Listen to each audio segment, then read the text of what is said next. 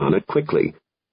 It goes back to Michael Tertuzos's idea that information is a verb, not a static noun, and knowledge management is a means, not an end. The end is to increase institutional intelligence, or corporate IQ. In today's dynamic markets, a company needs a high corporate IQ to succeed. By corporate IQ, I don't mean simply having a lot of smart people at your company, although it helps to start with smart people. Corporate IQ is a measure of how easily your company can share information broadly, and of how well people within your organization can build on each other's ideas. Corporate IQ involves sharing both history and current knowledge. Contributions to corporate IQ come from individual learning and from cross-pollination of different people's ideas.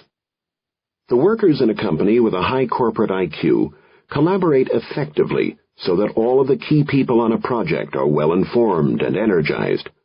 The ultimate goal is to have a team develop the best ideas from throughout an organization, and then act with the same unity of purpose and focus that a single, well-motivated person would bring to bear on a situation. Digital information flow can bring about this group cohesiveness. A company's high-level executives need to believe in knowledge sharing, or even a major effort in knowledge sharing will fail. Leaders must further show that they themselves are not locked in an ivory tower, isolated from everyone else, but are willing to engage with employees. Jacques Nasser, automotive operations president at Ford, sends email every Friday afternoon to 89,000 Ford employees worldwide, sharing the week's news, the good and the bad, with everybody. No one screens the email. He talks straight to the employees. He also reads the hundreds of responses he gets each month, and assigns a member of his team to reply to any that need follow-up.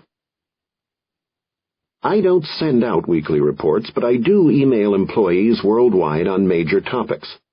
Like Jacques Nasser, I read all the email that employees send me, and I pass items on to people for action. I find unsolicited mail an incredibly good way to stay aware of the attitudes and issues affecting the many people who work at Microsoft. Having established an atmosphere that encourages collaboration and knowledge sharing, business leaders need to set up specific knowledge-sharing projects across the organization and make knowledge sharing an integral part of the work itself, not an add-on frill that can safely be ignored. Then leaders need to ensure that the people who share knowledge are rewarded. The old saying, knowledge is power, sometimes makes people hoard knowledge. They believe that knowledge hoarding makes them indispensable. Power comes not from knowledge kept, but from knowledge shared. A company's values and reward system should reflect that idea. Knowledge management can help any business in 4 major areas: planning, customer service, training, and project collaboration. Supporting cross-border brand planning. No company has a better-known brand than the Coca-Cola Company, which makes 4 of the world's 5 top-selling soft drinks. About 2/3 of Coca-Cola's sales and nearly 80% of its profits come from international markets. Coke uses technology to create a flow of information that supports its most important business planning function and worldwide brand management. And not just for its carbonated drinks. Coke has more than 160 brands of beverages that include juices, teas, coffee, sports drinks, and milk-based drinks across almost every country in the world. Coke was one of the first companies to establish worldwide communication with its own custom email system in the 1980s. In 1997, CIO Bill Harold conducted the company's first-ever information technology strategy review to make sure its technology was aligned with the company's business strategy. In the course of the review, the company realized that despite its earlier investments, it too often treated information technology as an expense to control rather than as an enabler of better business. As a result of this realization, the thinking at Coke moved from how much can we save to how much can we share globally so that we don't have to reinvent the wheel. From this review came initiatives to standardize the worldwide desktop environment, applications, the network operating system, the database system, and the Coca-Cola system's entire technology architecture.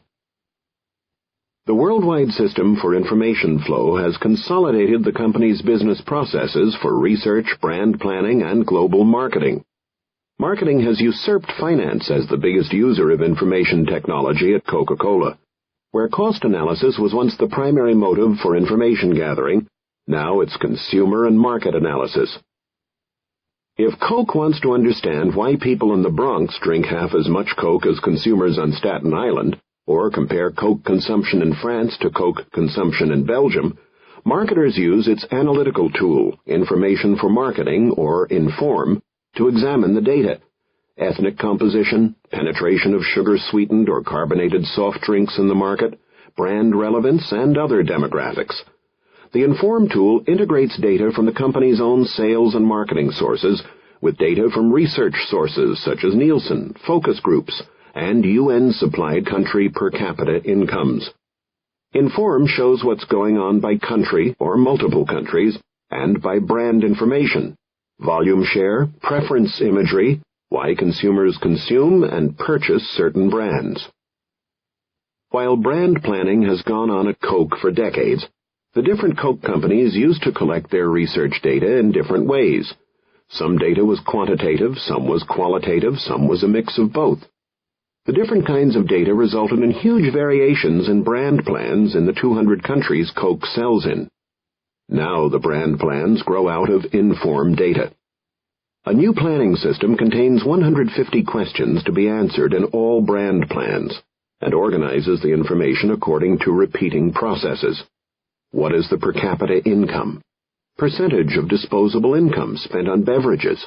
Market penetration of carbonated soft drinks? Inform ensures that each planner considers these questions by taking the planner to the related data.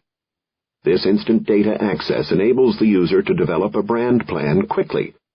A planner seldom has to ask for manual research, and the planner learns from previous research and the accumulated corporate wisdom. A planner in Zimbabwe who wants to figure out the best way to launch Sprite in his country might discover that a Coke marketer in Thailand launched the same product 6 months ago.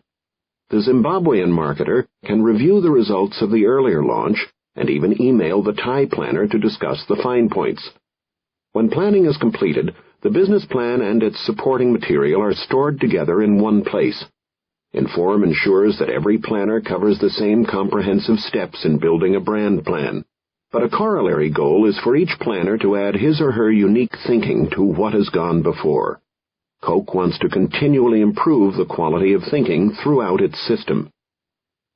Information sharing also supports the company's global ad campaigns. About 250 ads a year, 50 for brand Coke alone. The company's global brand process uses a standard methodology to test ads by market. Using Inform, a marketing brand manager can search the global pool of tested ads to find ads appropriate for the attributes of a particular target population group or country. The marketer can usually even determine whether to customize the ending to make the ad locally relevant. Because information tools such as Inform spread learning in the organization, new Coke employees or recent transfers come up to speed faster. People aren't dependent on knowing people in the research group or in a certain city. The same information and planning templates are available worldwide. The company can transfer a brand manager from France to Argentina and expect the initial quality of work to be much higher than it might have been in the past. The information system has resulted not in leaner staffs, but in smarter staffs who focus on anticipating the market rather than reacting to it. In fact, because of Inform, Coke puts a higher premium on human thought. Information enables good employees to shine. Information creates accountability. Information eliminates excuses. Tom Long, Vice President and Director of Strategic Marketing at Coke, says, "The brand planning tool comes with no brains included. You get great information that you add value to. This has raised our expectations of how knowledge should be used. We move from description to explanation. It's the explanatory whys of consumer behavior that marketers now have to uncover to repeatedly deliver results. Inform gets us to that focus. We take information to new levels of insight. Information to new levels of insight. Speeding customer response. When customers need answers to important product questions, a company often has to scramble behind the scenes to get them the answers. Both Yamanouchi Pharmaceuticals, at $3.9 billion, the third largest pharmaceutical company in Japan, and Microsoft, have made web-based information systems a key component in improving the quality and timelessness of answers to customers' tough technical questions. Product support personnel at Yamanouchi can immediately answer about half the questions that come in from doctors or pharmacists. To find the answers to more difficult questions, they use Yamanouchi's web-based Product Information Center Supporting System, or PRINCES. Using optical storage for some documents and a real-time search engine, PRINCES enables support personnel to do sophisticated electronic searches on products and key words. They transfer urgent questions they can't answer to product experts. Less urgent queries are emailed to experts who have a goal to respond within 1 to 7 days. Results are relayed to the customer and entered into PRINCES for future use. To ensure follow-up, every question is tracked electronically. In 1998, Yamanouchi made this product information system available to its sales representatives over its internal website, improving their access to information and their ability to support customers and reducing the load on the call center. The obvious next step would be to make the knowledge base directly available to doctors and pharmacists, but for now such publishing could be construed under Japanese law as illegal pharmaceutical advertising. The Japanese government is working on guidelines that will make posting the knowledge base possible. Information gleaned by the call center has enabled Yamanouchi to provide more information on the administration of some medicines to doctors and pharmacists up front, and has prompted Yamanouchi to arrange for an extra trial for one medication. Long-term, Yamanouchi has high expectations for collaboration in general among all of its offices in Japan, Europe, and the United States. The company believes it may be possible one day to implement a system that would automatically notify the right people according to the circumstances and automatically set up tasks and deadlines according to the information reported. Like Yamanouchi, Microsoft uses a web-based tool to ensure timely responses to complex questions coming into our product groups from our sales representatives, support engineers, and technical account managers worldwide.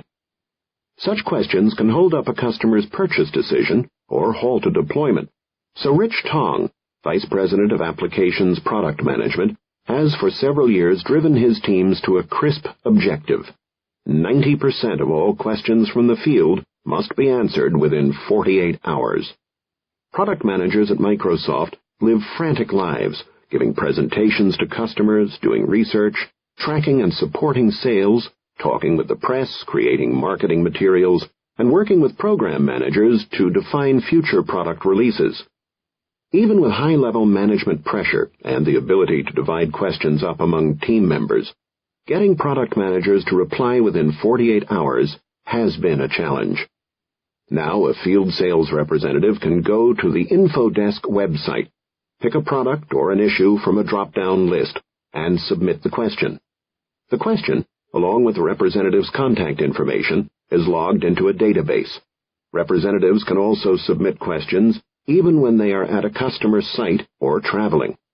A representative immediately receives return email with a log number and the name of the team that will handle the question. When a question arrives, the database triggers the messaging system to email the appropriate product manager. If the product manager hasn't answered within 48 hours, both he and his manager receive regular email reminders until someone replies. Any manager can query InfoDesk to view open questions, even to track questions that may have been forwarded one or more times. When another team member is asked to contribute to a reply, he receives email and a link to the website for additional information. InfoDesk provides query management statistics as well. If a team complains about receiving too many questions, for instance, Rich or any of the management staff can quickly see whether the numbers show that they really do get more questions per person. In addition to receiving a response, Each sales representative receives an online questionnaire about the timeliness, quality, and sales effectiveness of the answer. Answers must satisfy the sales force. You can't get away with a fast but lousy answer. Most of the comments that come back are positive. When they aren't, managers have the information they need to ensure that a product manager does better next time. InfoDesk is more than just a place for salespeople to submit questions. A section answering the frequently asked questions cuts down on the number of repeat questions. Links to other internal resources and information provide a rich knowledge store for our sales force. InfoDesk now has about 20,000 questions and answers in a database going back 3 years. This trove of information not only has helped us with particular questions, but also has helped us track trends. Analysis of questions allows us to improve our website, perhaps creating a new category or generating new pages for issues such as the year 2000. It's particularly valuable for us in tracking field activity during product beta tests. Questions from the field have led us to make product changes or improve documentation, and they've helped us resolve licensing and pricing questions before a product became broadly available. Taking the pain out of training.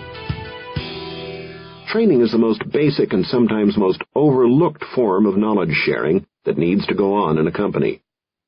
Sometimes it seems impossible for busy people to find the time for classes, though. Finding out what courses are available can be difficult. Registering for a course is time-consuming. The training often requires you to leave your office for long stretches of time, and class hours never take an unexpected business problem into account. A well-designed online training management tool can eliminate these obstacles to employee training. An online category of courses and an online registration system take the pain out of class registration. People can view course descriptions and the dates and times the courses are offered. Find out whether a class is full and how long the waiting list is, and ask to be notified by email when particular classes they're interested in will be offered. When people register online, they can add a class to their electronic schedules with the click of a button. When the course is over, each participant can be sent an electronic survey to evaluate the course's effectiveness. Freed of managing most of the logistics, trainers and administrators can concentrate on class content. We use such a system at Microsoft, and colleges and universities are adopting similar systems to handle basic course registration. Even more significant, online systems allow an employee to take training courses at his desk at his own pace and when his schedule permits. Managing product development. Digital information flow can really help in the collaboration required to improve products. Through years of internal and external benchmarking, Nabisco has created leading-edge development processes that have produced some of the most popular snack food brands in the world, and made the company number 1 or number 2 in nearly every category in which it competes. Its 1997 revenues were $8.7 billion. Historically, roughly a third of Nabisco's new products become blockbuster successes, a third do okay, and another third underperform. These results are better than the industry average. Only 20% of new products introduced to grocery store shelves each year succeed. But with competition increasing, and with 40 to 60 new product projects going on at any one time, each team involving about 8 core people and another 30 stakeholders, Nabisco realized that it needed to use information technology to get a competitive advantage in its product development process. Lots of ideas for new food products are spurred by market research, by what the competition is doing, and by developments in food science. The hard part is determining what to do with ideas after they pop up. It was the winnowing and refining process that Nabisco wanted to improve. Nabisco didn't need a new product development process. Nabisco needed information technology that would enable it to follow its existing rules of when and how to proceed with development and dramatically improve its success rate. The technology needed to provide well-defined checkpoints, improve communication among team members, and enable people to make decisions with all the facts available. To meet these requirements, Nabisco created Journey, an electronic product development system. Using email on the desktop and email and database technology on the server, Journey organizes the project information that used to be in the file cabinets or scattered around on team members' hard disks and in people's heads. A rigorous set of security features grants or denies authorization to peek into a project. Say that Nabisco is investigating the feasibility of coming out with a new ginger lemon cookie. The core people on the ginger lemon team represent product development, manufacturing, marketing, sales, and finance. Another 20 people are attached to the project as stakeholders: managers, field people, finance people, teams working on related ideas, and so on. Anytime a project member wants to communicate with the other core team members or with a larger group of stakeholders, he does it through Journey. When the product manager clicks on the Ginger Lemon project, he can review all the information related to the project by clicking on the appropriate electronic tab. He can see financial analyses and market research. He can see status updates with a chronological up-to-the-minute listing of all milestones, past, present, and future. He can see current activities. The cookie is entering its first round of focus group testing today. Financials will be completed this Friday. R&D is testing a more lemony filling. An electronic discussion forum might include debate about current hot topics, such as advertising strategy, how much lemon, and fat content. All other supporting documents for the project are stored as well. In addition, it would be easy to add another tab to invoke full-featured project collaboration software to access Gantt charts or other visual displays of what tasks depend on other ones, or detailed analyses of the duration of the project and resource assignments. Recently, during the development of one product, the manufacturing team reported a problem. The product developed an undesirable texture during baking tests. Rather than conduct a traditional limited dialogue among themselves, try adjusting the oven temperature, manufacturing entered the problem into the Journey forum for discussion. Journey immediately notified the entire project team by email designated urgent. R&D got involved and offered a solution: add a new ingredient to modify the texture. Another team member reminded everybody that the addition of a new ingredient would involve a packaging revision. Packaging got involved and made the change. In the end, the problem was solved in a few days versus the weeks or months it might have taken the old sequential process to play out. Beyond serving as a repository for project documents and information on project activities, Journey incorporates the business rules that guide Nabisco's new product development efforts: how the company defines financial success, what kinds of jobs and volumes the company's bakeries are set up to handle, what scores a product has to achieve in consumer tests, what manufacturing costs should be.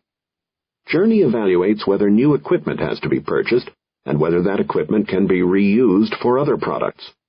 The application has the intelligence to monitor a project's compliance with the rules, move the project along from stage to stage, notify everyone of the next step, and ensure that someone immediately reviews the product if it doesn't make the grade at some critical juncture. If the ginger lemon cookie falls short of the minimal consumer test score, for example, Journey notifies key project members and stakeholders by email so that an immediate review takes place. When the new review is posted on the system, Journey notifies the people who need to read it so that they can determine whether the project should proceed to the next stage. Before Journey, an enthusiastic team might find a way to brush past poor consumer test scores or manage not to hear warnings from the bakery that the product would be too complicated to produce. Today, Journey provides firm, quantitative go-no-go hurdles that every team must negotiate before proceeding to the next step. Exceptions are possible. Nabisco might decide to greenlight a project that will be low volume overall but strong in certain regions, for instance. Once a project is done, Journey serves as a central archive, keeping all project documentation in corporate memory. If somebody starts thinking about another lemon cookie idea down the road and wants to tap into the corporate brain to find out about earlier efforts, he or she can find all the documentation organized by topic. In the first year and a half after the system rolled out, Nabisco's trial budgets are down by a third. Nabisco has been able to eliminate marginal projects before they got to the trial phase and concentrate on trials for a smaller number of products with better prospects. Eileen Murphy, Nabisco's Senior Director for New Product Development, says, "Any good new products program should be a Darwinian competition in which projects compete for scarce internal resources. Some projects live and evolve, and some die, pushed aside by stronger projects. Journey has changed the rules of the competition from one based partially on facts and partially on the persuasiveness of the team leader to one based primarily on facts, the same kinds of facts, for every project." A serendipitous benefit of Journey is that Nabisco now has the information it needs to create a full portfolio view of new development projects. Senior managers can quickly and easily see what they have in the pipeline and determine whether the company has the right product mix for the near and the long terms. Putting together or updating a rolling 18-month aggregate plan used to be an enormous task that required someone to check with all project teams, track down numbers, and knit information together manually. Journey does this automatically by generating a web-based report that lays out project milestones along a timeline. In addition to this high-level view, managers can get project-specific information by drilling down on a project. Using Journey, Nabisco has been able to identify gaps in product lines 2 to 3 years out, in time for the company to speed up projects or come up with new ideas to fill the void and keep the product portfolio balanced. Its ability to provide an extended view of Nabisco's product plans was an unexpected but tremendous discovery. In addition to realizing the management and financial benefits of Journey, Nabisco has seen the morale of its employees rise. An employee in any company can spend a lot of time just trying to find out what's going on and seeing that other people get notified too. Spinning your wheels is one of the biggest frustrations of employment. Using an application like Journey, team members can find out what's going on with a few keystrokes. They can find out what the problems are and make suggestions that won't get lost. They can see how all the pieces of a project fit together. Everyone, not just the project leader, can see the big picture. These benefits are hard to measure, but they go a long way in motivating employees. To recruit and retain smart people, you need to make it easy for them to collaborate with other smart people. That makes for a stimulating, energized workplace. A collaborative culture reinforced by information flow makes it possible for smart people all over a company to be in touch with each other. When you get a critical mass of high IQ people working in concert, the energy level shoots way up. Cross-stimulation brings on new ideas, and less experienced employees are pulled along to a higher level. The company as a whole works smarter. Any sophisticated application of knowledge management will involve a number of building blocks. The systems for knowledge management in this section's examples use different combinations of numerical analysis technology, databases, product or marketing information documents, files, and formal routing and task checkoff software, email and workflow applications, and most include ad hoc search capabilities, web technology. Back when the projects cited here were started, the world of databases was separate from the world of email, which was separate from the world of the web. Each of these projects built on the technology most central to its needs and did a good job of integrating the other technologies. In the future, you won't have to think about which building block to start with.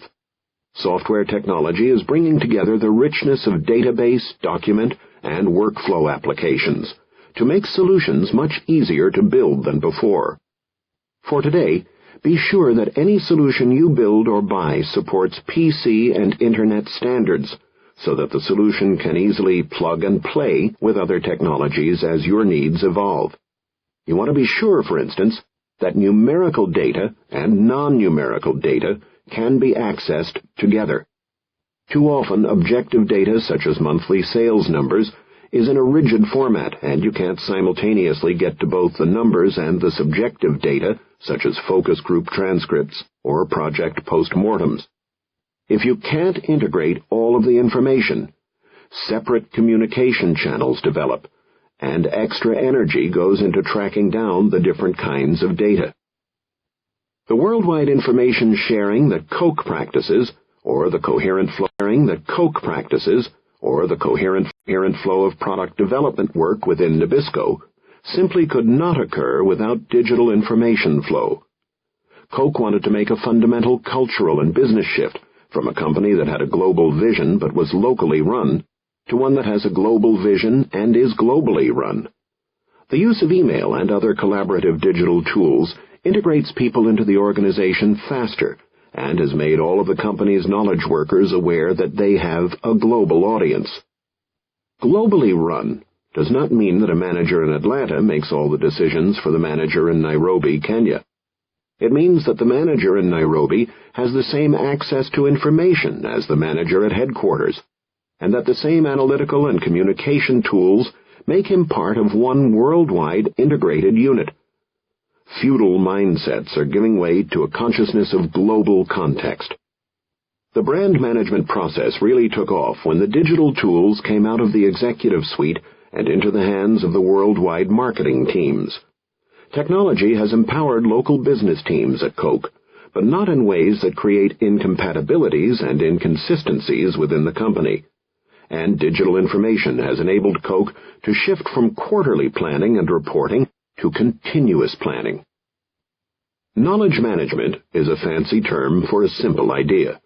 You're managing data, documents, and people's efforts. Your aim should be to enhance the way people work together, share ideas, sometimes wrangle, and build on one another's ideas, and then act in concert for a common purpose.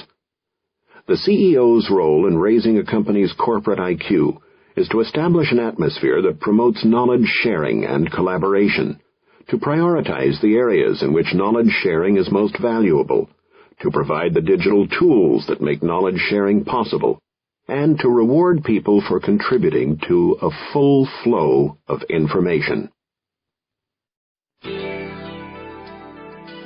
I think the message about how businesses will change is definitely a global message. It's a global message because the opportunity is there for everyone, also because businesses will be competing with companies in other countries much more than they ever have in the past. Businesses in the United States have definitely taken the lead in adopting these digital approaches. And I think there are many reasons for that. The popularity of the personal computer and the internet there, the fact that college students coming into these businesses have all been using the internet as students to sign up for classes or communicate with their friends. I'm often asked, does the U.S. have a permanent lead in this? And the answer is absolutely not. The technologies are available on a global basis.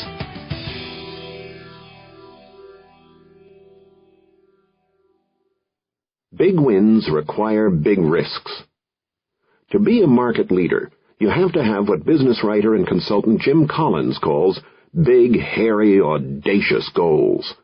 You can't look at just the past or current state of the market. You have to also look at where it's likely to go and where it might go under certain circumstances, and then navigate your company based on your best predictions. To win big, sometimes you have to take big risks. Big bets mean big failures as well as successes. I recounted some of Microsoft's failures earlier, and how the lessons learned helped us change our products and strategy. Today, with the benefit of hindsight, it's easy to believe that Microsoft's current success was preordained. Yet, at the time we made our big bets, including the founding of the company as the first microcomputer software firm, most people scoffed. Many industry leaders hesitated to move to new technologies for fear of undercutting the success of their existing technologies. They learned a hard lesson. If you decline to take risks early, you'll decline in the market later. If you bet big, though, only a few of these risks have to succeed to provide for your future.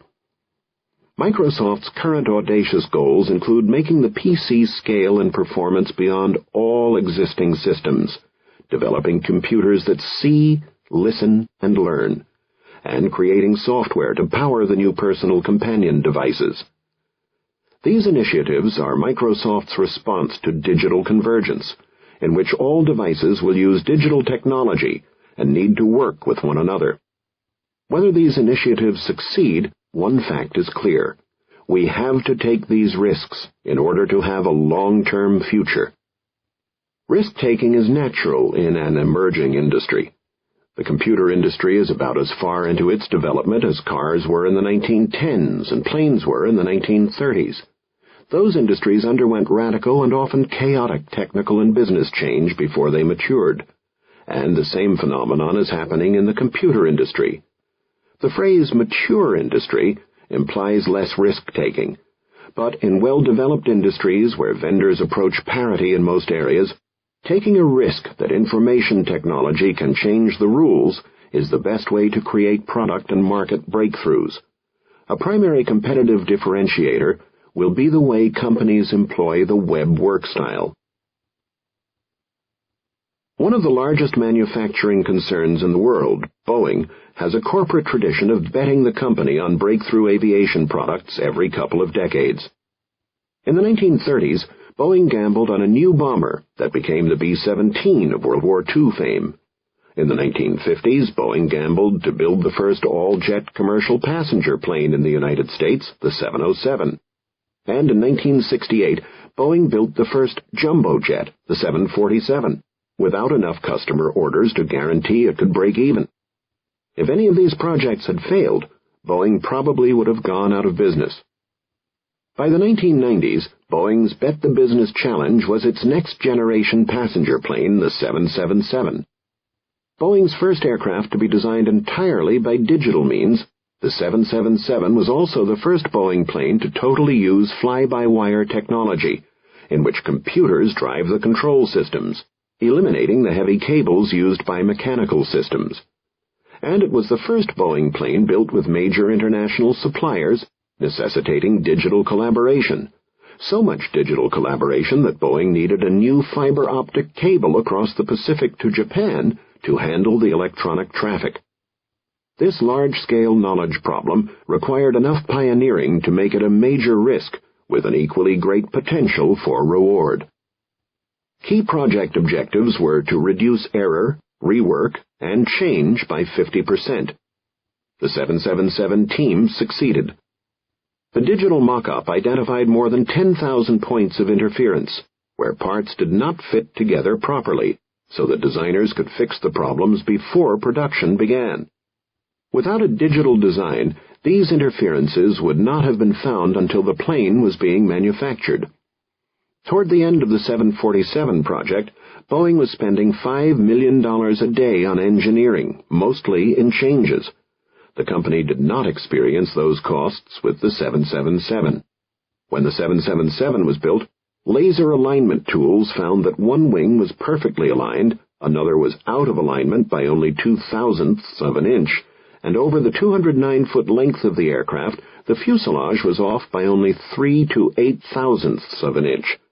This virtual perfection of alignment translates into increased aerodynamic performance, better fuel efficiency, and less rework during the assembly process. Digital information flow changed the way Boeing collaborated with Japanese suppliers who built fuselage sections and other components. Without digital tools, Boeing would have had to create all the designs in Seattle and send hard copy to Japan. Boeing would not have learned of problems until the parts were built and delivered. Instead, Boeing did the conceptual design and sent these drawings electronically to Japan, where local engineers could then do the detailed design. The Japanese designers could quickly check with their manufacturing people about the difficulty of building the part and bring any problems to Boeing's notice early. Electronic collaboration redefined the roles of partners and streamlined the process for everyone involved.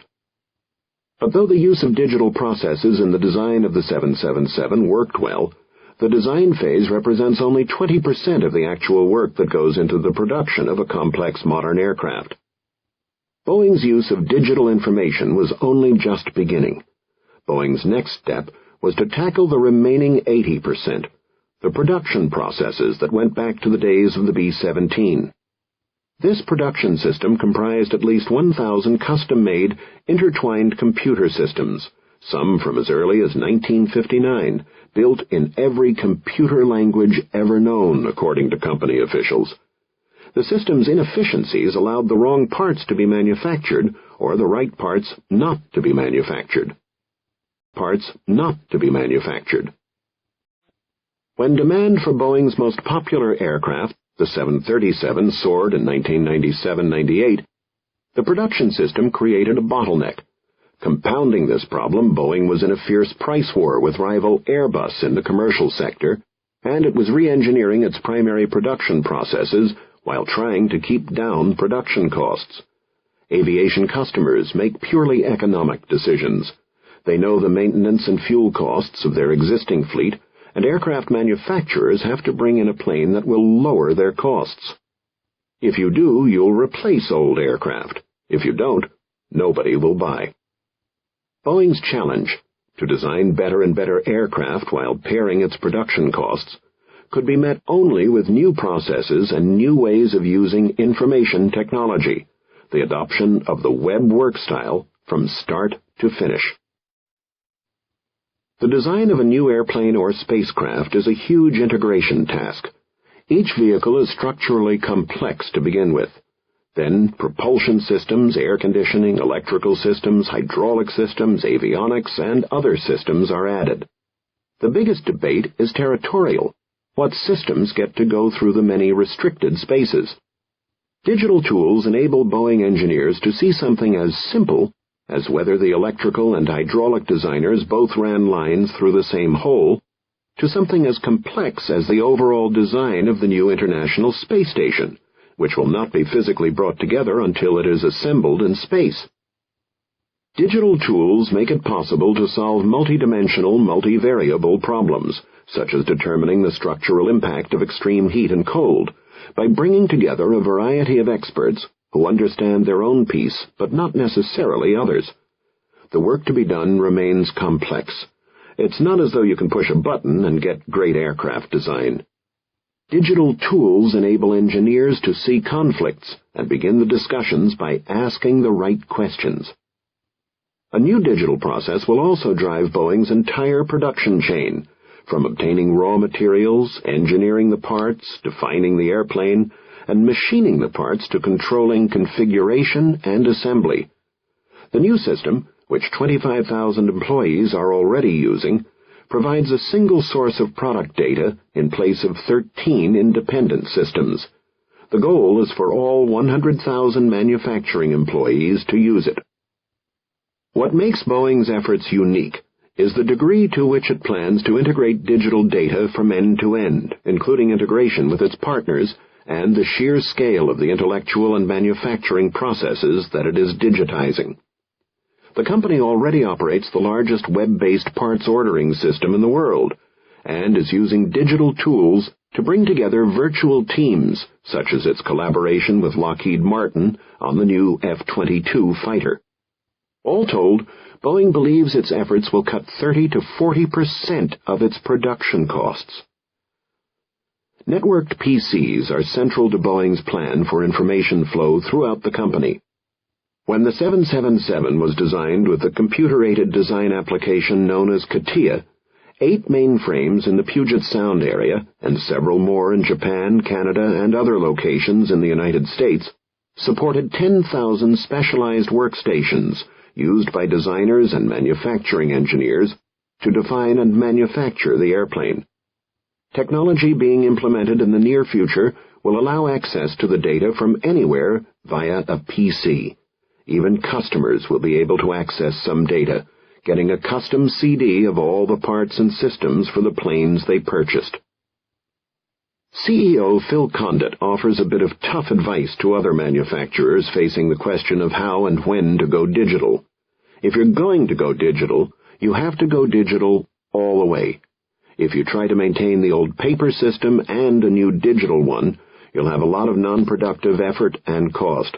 People won't really be committed, and everyone will simply default to using the old system. Part of the go-ahead is an act of faith, and part of it is trust in the people who've designed the new system. But you have to make the tough decision and take away everyone's crutches. In a lot of industries, the proper use of digital information may be the only way for a company to differentiate itself from the competition. In high-tech businesses, digital information is the only way to drive new breakthroughs. In order to define and solve knowledge problems that have not been tackled before, big wins require big risks and a digital nervous system to maximize the chance for success. More broadly, how these companies integrate digital tools is an excellent template for how all companies, large and small, will use the web work style to manage their work in the future. These companies are trading information for time and risk.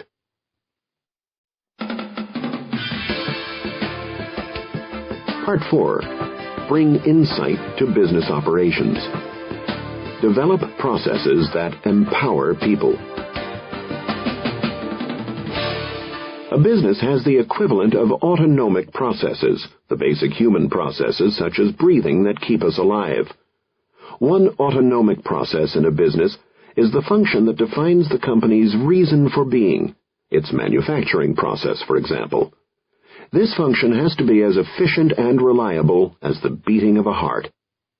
A second kind of autonomic process in business is administrative, the process of receiving payments and paying bills and paychecks, for instance. The administrative processes are as essential to a business as breathing. If the basic operational processes of your business fail, your company fails. Because the basic operational processes are so important and so expensive, most big companies began to invest heavily in automating them for efficiency years ago. But too often the operational processes would be automated in isolation, each independent of the other processes in a company. Overall efficiency would be decidedly suboptimal. Until recently, for instance, in the manufacture of some aircraft parts, only 10% of the original metal actually ended up on an aircraft. The manufacturing process had been optimized at many individual stages along the way, rather than as a whole. There was an enormous amount of designed-in waste. I talk about business operations such as financial and other administrative systems elsewhere in this program. In this section, I focus on production processes. An automated production process is necessary but not sufficient if a company is to be competitive today. A good digital nervous system can help you develop your line employees into knowledge workers, transforming your company's core production processes into a competitive advantage. First, you need to use information technology to better understand the inner workings of the process itself in order to make it both more efficient and more responsive to changing circumstances. Entergy Corporation of New Orleans, for example, has increased the uptime and profitability of its fossil fuel and nuclear power plants with a new graphical process control system that enables plant operators to more finely tune plant efficiency and analyze performance trends in real time. Operators can actually peer inside the generating systems to understand precisely how the machinery is functioning and determine whether a minor repair or an adjustment today might save an expensive repair and extended downtime later. An intelligent PC-based scheduling system ensures that the highest priority items are repaired first. The process control system actually shows operators the cost of reduced efficiency. If the boiler temperature is 10 degrees lower than it should be for optimal production, for instance. By attaching a dollar figure to operational parameters, Entergy is turning its operators into business people, giving them the information they need to run their units efficiently and a lot more responsibility to make decisions. And because production costs for Entergy's plants are available to corporate staff electronically on a minute-by-minute basis, the company can improve its profits by moving power production constantly to those units that are delivering the most cost-efficient energy. Then you need to be able to extract data from your production processes to inform other business systems. The Stepan Company, which produces surfactants, the active agents used in most cleaning products, has developed a state-of-the-art process control system that has tripled the plant's output and saved the company millions of dollars through more efficient use of its equipment. But the extraordinary efficiency gains are not as valuable to Stepan as the flexibility of its process control system in meeting changing customer orders, and the foundation the system provides for integration with the company's other business systems. Stepan has used its PC infrastructure to build all the necessary hooks to allow management to incorporate production data